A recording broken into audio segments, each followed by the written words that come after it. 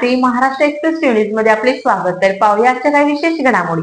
8 मार्च जागतिक महिला दिन या निमित्ताने महिला आयोगाच्या माध्यमातून राज्याच्या महिला उपमुख्यमंत्री सुनेत्रा पवार यांची राज्यातील महिलांना अनोखी भेट। यावेळी सुनेत्रा पवार जागतिक महिला दिनानिमित्त सर्व महिलांना शुभेच्छा देताना म्हणाले की आजच्या या महिला आयोगाच्या कार्यक्रमामध्ये महिला सन्मान पोर्टल अनावर करण्यात आले आहे। या पोर्टलमुळे केवळ महाराष्ट्रातील महिलांनाच नव्हे तर संपूर्ण देशातील महिला भगिनींना त्यांच्यावर कोणत्याही प्रकारचा अन्याय अत्याचार होत असेल किंवा त्यांच्या बाबतीत सायबर गुन्हा घडत असेल तर या पोर्टलवर ते तक्रारी नोंदवू शकतात। हे पोर्टल पोलीस यंत्रणेशी संबंधित असल्याने ताबडतोब त्यांच्या तक्रारीची दखल घेतली जाईल। महिलांना त्यांना तत्काळ न्याय मिळवून देण्याची क्षमता या पोर्टलमध्ये असल्यामुळे गोरगरीब महिलांना व मुलींना ज्या तक्रारी करण्यास घाबरतात त्यांना नक्कीच या पोर्टलच्या माध्यमातून न्याय मिळेल। अशा प्रकारे सुनेत्रा पवार यांनी खास महिलांसाठी त्यांच्यावर होणाऱ्या अन्याय अत्याचाराला वाचा फोडण्यासाठी या पोर्टलच्या रूपाने अनोखी भेट प्रदान केली आहे। या कार्यक्रमाला महिलांचा मोठ्या प्रमाणात प्रतिसाद होता। मुख्यमंत्री सुनेत्रा पवार यांच्यासोबत आयोगाच्या अध्यक्षा रुपाली चाकणकर यांनी सुद्धा सर्व महिलांचे आभार मानले। तर मनीषा कायंदे यांनी उशिरा कार्यक्रमाला आल्यामुळे सुनेत्रा पवार यांची माफी मागत सर्व महिलांचे आभार मानले। नमस्कार।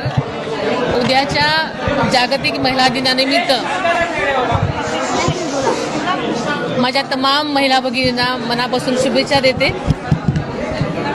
आपल्याला माहिती आहे की आत्ताच महिला आयोगाच्या आजच्या या कार्यक्रमामध्ये महिला सन्मान पोर्टल आज आपण त्याचं अनावरण केलेलं आहे। या पोर्टलमुळे महाराष्ट्रातल्याच नव्हे तर सगळीकडच्या महिलांना मुलींना जर त्यांच्यावर कधी अत्याचाराची वेळ आली, सायबर गुन्हे झाले किंवा काही झाले तर त्या नक्कीच आपल्या एका क्लिकवरून त्या तक्रार नोंदवू शकतात। आणि हे पोर्टल संबंध पोलीस यंत्रणेशी जोडलेलं असल्यामुळे त्यांची तक्रार लगेच नोंदवली जाईल आणि त्यांना जो काही गुन्हा असेल ज्या प्रकारचं त्यांचा काही तक्रार असेल त्या तक्रार कक्षामध्ये ती त्यांची जाईल तक्रार आणि नक्कीच त्यांना यामधून तात्काळ न्याय मिळण्याची व्यवस्था याच्यामध्ये आहे। त्यामुळे नक्कीच तळागाळातल्या मुलींना किंवा ज्यांना तक्रार करायला जे घाबरतात त्यांना नक्कीच याचा फायदा होणार। वहिनी, तुमची काल रोहित पवारांनी भेट घेतली, काय नक्की चर्चा झाली, काय मागणी केली? देखील अग्रसर आहेत, तुम्ही या संदर्भात काही भूमिका घेणार आहात का? पॉश कायदा संदर्भात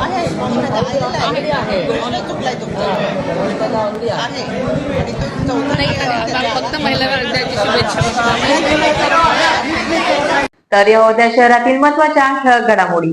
अशाच काही नवनवीन घडामोडी पाहण्यासाठी आमच्या चॅनलला लाईक करा, शेअर करा, सबस्क्राईब करा आणि बेल आयकॉन दाबायला विसरू नका। धन्यवाद।